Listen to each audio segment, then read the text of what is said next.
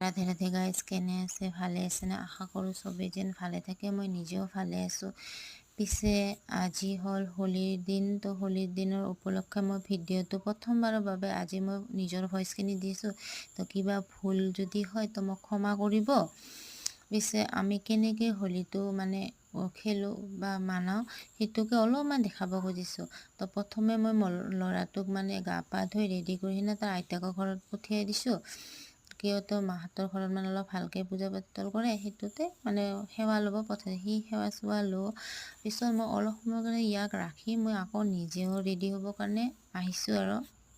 তো মই নিজেও গা পা ধুই না ৰেডি হৈ আকৌ পিছত মই গোঁসাই সেৱা ল'লোঁ। তো সেৱা লোৱাতে আশে পাশে থকা আণ্টিহঁতে আহি মোকো ৰং অলপমান দিল।